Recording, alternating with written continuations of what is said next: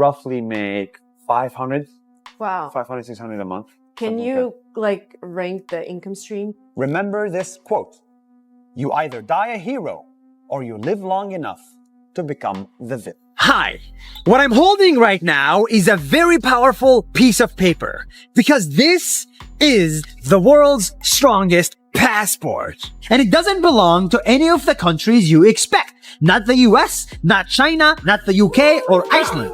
It belongs to a tiny, tiny country called Singapore. Nas Daily went from pulling over 300 million views a month, flying non-stop around the globe, and stacking serious money to getting dragged online for racism claims, scamming accusations, and cultural exploitation. Now, he can barely crack 100,000 views per upload, and that is with more than 14 million subscribers watching the decline in real time. One of the biggest moments that kicked off this collapse happened when he featured a 103-year-old tattoo artist from the Philippines. What was supposed to be a feel-good story quickly flipped when people realized he was turning her culture into a paid online course.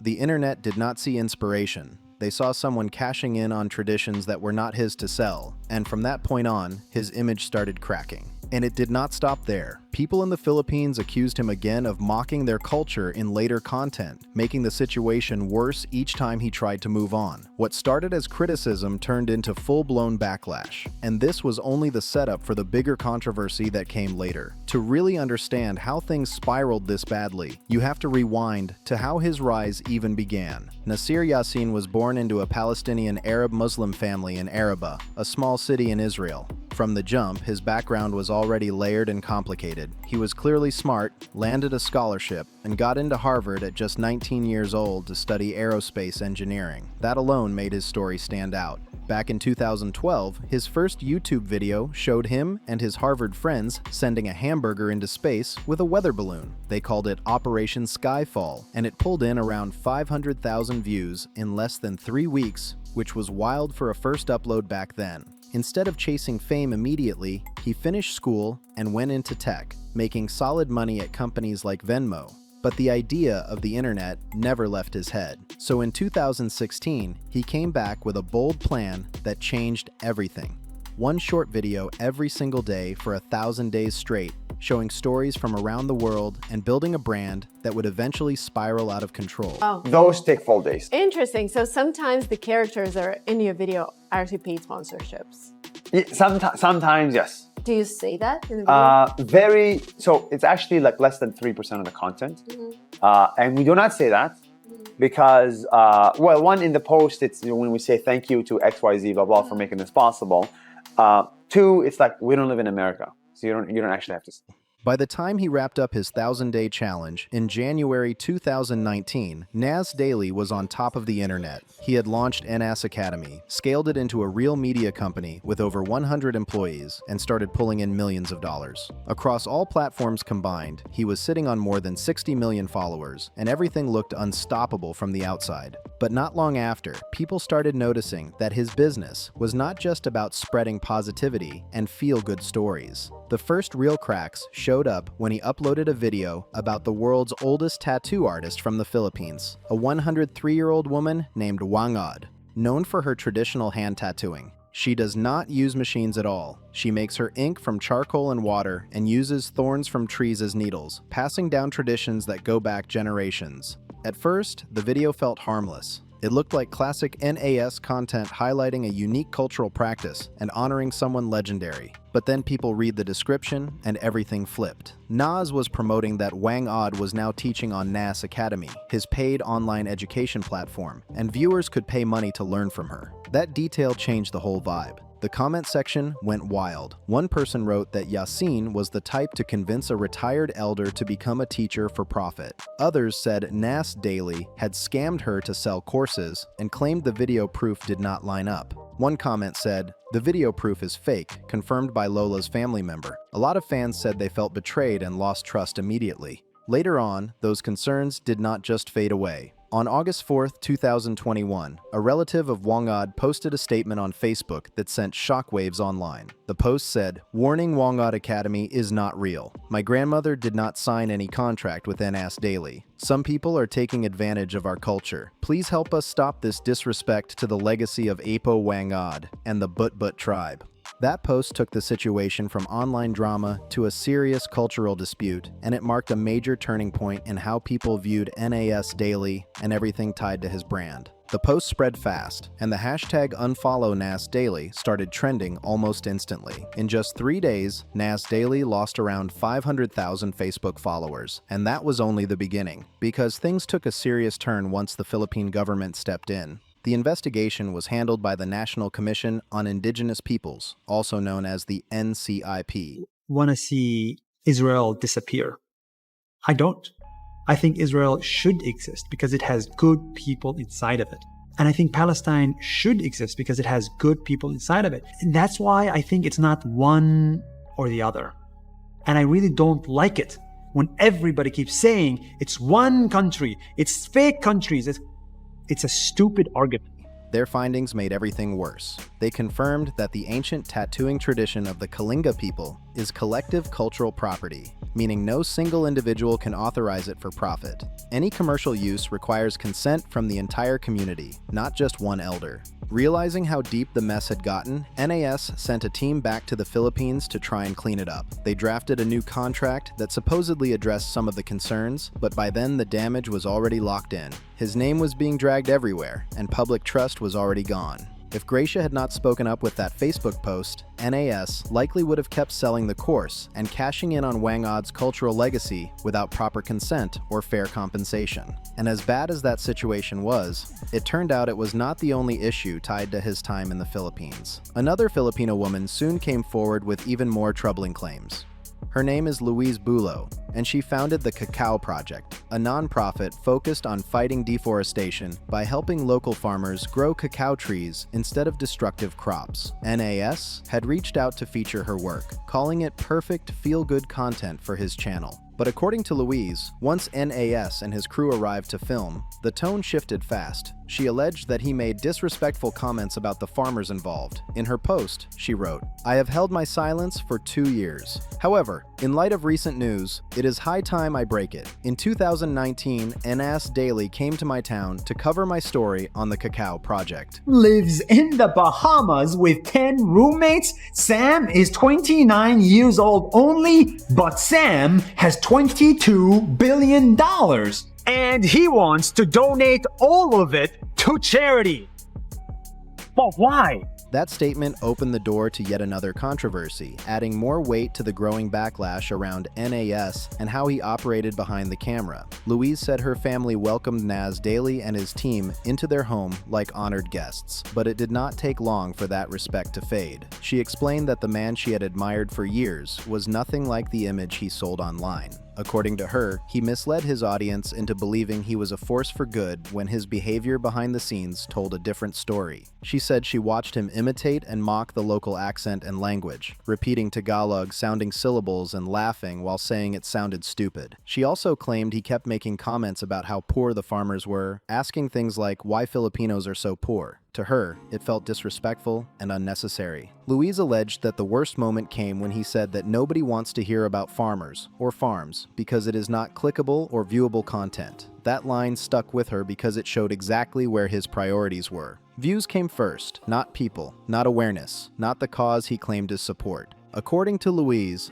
NAS filmed the entire Cacao Project but never released the video. She said he later decided it was not entertaining enough for his audience. That decision damaged his image even more, especially since his brand was built around spreading positivity and uplifting communities. To critics, it proved that respect stopped the moment the content stopped performing. Nas later responded publicly with his own post addressing the situation. He wrote, "To my biggest sadness and surprise, your story was not true on the ground. Once we arrived at your plantation, Once we saw the village and talked to the farmers, we came to the conclusion that there is no story here, that the awards and the internet are just that, awards. Our investigation has made it clear that your story in the media is false, and that there are no 200 farmers that you work with, and there are no cacao plantations that you do not personally profit from. He added, even though we flew in for 2 days, we had to pack up and leave because I will never, ever put fake news on Nas Daily. My political opinion, which I made very clear, that we need 2 states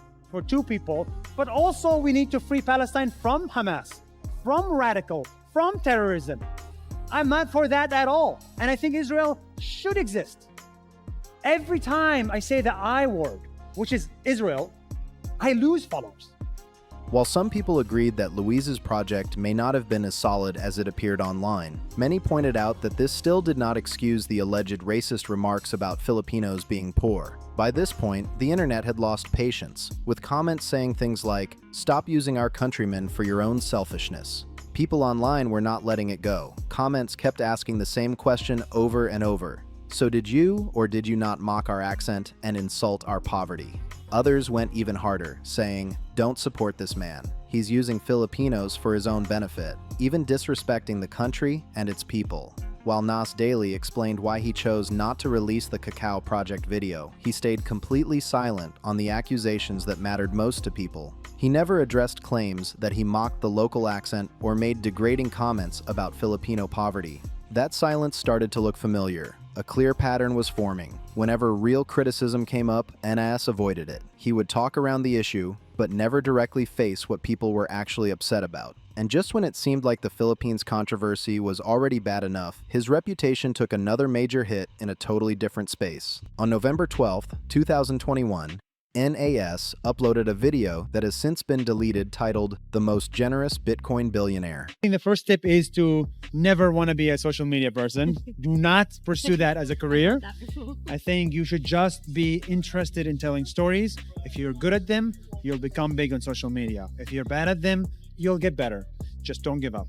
And that's literally what it is. Do not try to be a social media person. I never wanted to be a social media person. I just wanted to tell stories of people.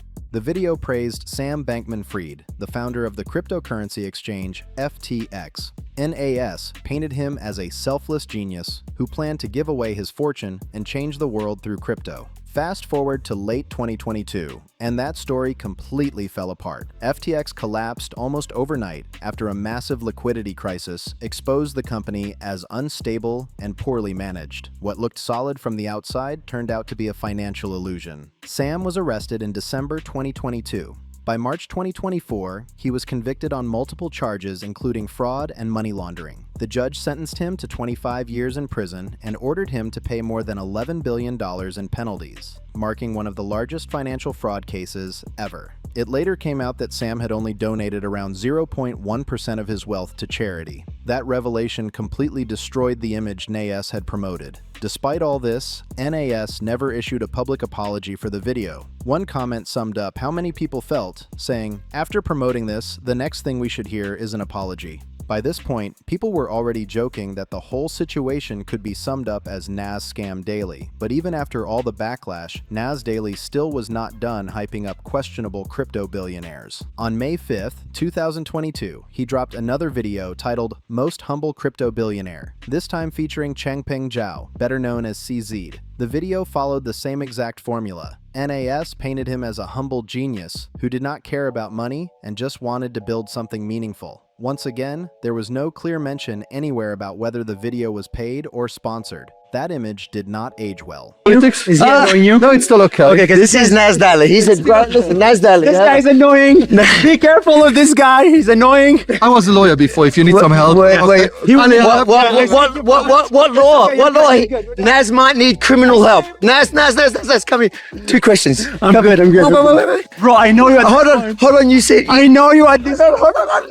Nas. Binance, the crypto exchange run by CZ, later got charged with violating sanctions and breaking money transmitting laws. CZ eventually pleaded guilty to money laundering-related charges and was forced to step down as the head of Binance. He was later sentenced to 4 months in prison. That made two so-called good guy crypto billionaires NAS had promoted, both ending up exposed for serious financial crimes. And what made it worse is that the truth about how NAS handled sponsorships had already slipped out before that video even dropped. On April 22, 2022, NAS appeared on a podcast hosted by a YouTuber known as Silicon Valley Girl. During the conversation, she directly asked him what many viewers had been questioning for years. NAS openly admitted that he hides sponsorships from his audience. He said he believed disclosure rules did not apply to him because he was not based in the United States. That statement raised eyebrows immediately. The reality is that YouTube is an American platform, and creators on it are expected to follow American regulations regardless of where they live.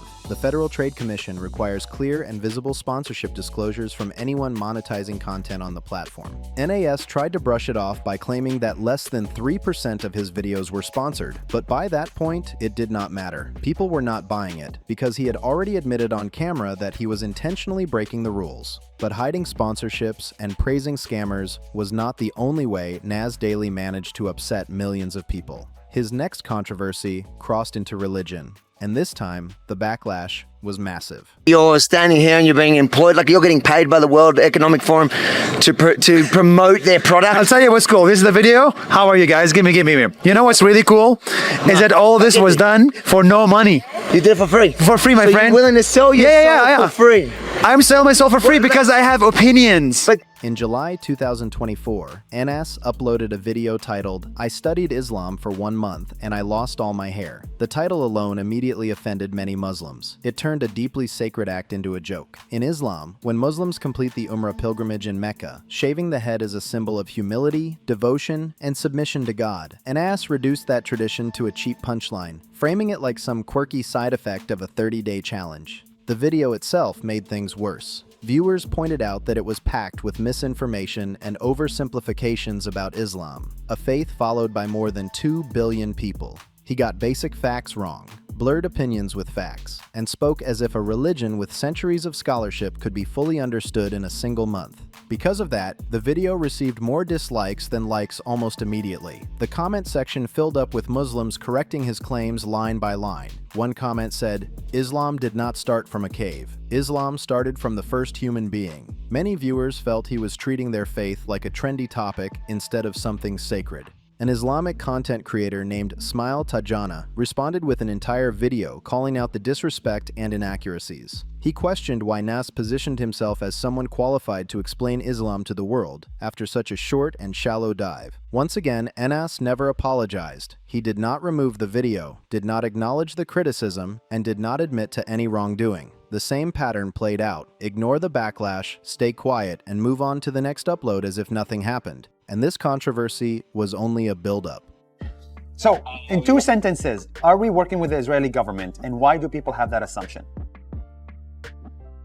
The straight answer is no, we've never worked with the Israeli government. The reason why this started was because we had employees in the company who were Israeli by nationality. Because not long after that, NAS stepped into even more dangerous territory by sharing his take on the Israel and Palestine conflict. In a video titled, "My Israel and Palestine Explained," he tried to frame himself as a neutral voice who just wanted peace, setting the stage for yet another wave of outrage. The video made a conflict that has lasted for generations feel like something simple and surface level. Nas Daily took an extremely complicated history and boiled it down to a basic message of why everyone cannot just be nice and get along. To many people, it felt dismissive and out of touch. But the real contradiction showed up when people started digging into his actual stance. On October 23rd, NAS tweeted, "Israel first, Palestinians second." That single line completely undercut his claim of being neutral. From that moment on, people stopped buying the peacemaker image. It became clear that he was not neutral at all. He was pro-engagement. He said whatever fit the moment and pulled the most attention. And that approach ended up upsetting both sides. Because of that, neither Israelis nor Palestinians trusted him. Every statement felt calculated instead of genuine, and every follow-up just added more confusion. At the NDTV World Summit, NAS tried to clean things up by sharing his position. He said, "I think Israel should exist," supported a two-state solution, and added, "Free Palestine from Hamas, from radicalism, from terrorism." Years until it succeeded. I went from underdog to hero. With more than 15 million followers on YouTube, 22 on Facebook, 5 on Instagram, I've become a hero. And now we have a company of 100 people and making millions of dollars.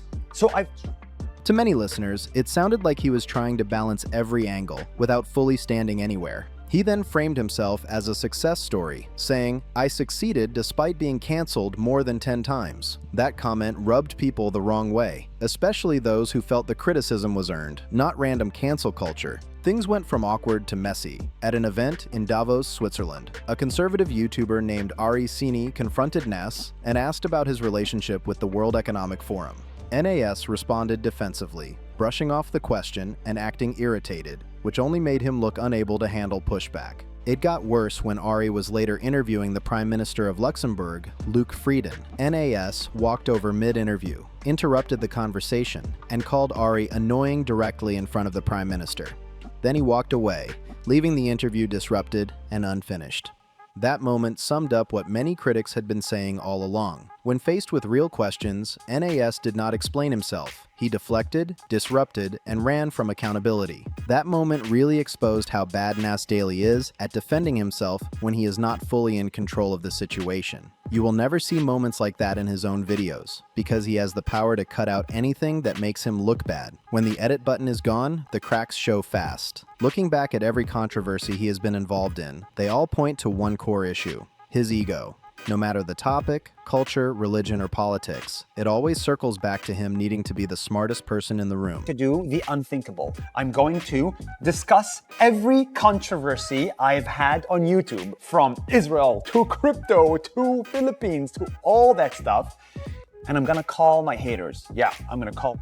In December 2024, NAS uploaded a response video where he introduced what he called the underdog hero villain Phoenix framework. This was his attempt to explain his entire life story and all the backlash. He described himself as an underdog who worked like a donkey for 10 years, became a hero, and then entered the villain phase because, in his words, success automatically makes people hate you. He framed himself as someone rising above the criticism like a phoenix, but the video quickly rubbed people the wrong way. Instead of accountability, it felt like self-worship. At one point, NAS included staged phone calls where he rang his own employees and asked questions like, "Are we working with the Israeli government?" Of course they said no. They literally worked for him and depended on him for their paychecks. He also called them to validate his handling of the Wang Od situation, and unsurprisingly, they backed him up. Viewers saw straight through it. One comment summed up the mood perfectly, saying, "He had time to make a video, but not time to apologize." That says everything. Rather than fixing his image, the response made him come across as even more narcissistic. Years of controversy, deflection, and silence had piled up, and now the numbers reflected how people really felt about him. Whether he can rebuild what he lost or finally learn from the backlash is still unclear. Now let me know what you think about all of this in the comments. If you enjoyed the breakdown, make sure to like the video, subscribe to BeyondFame, share this with others, and I will see you on the next one.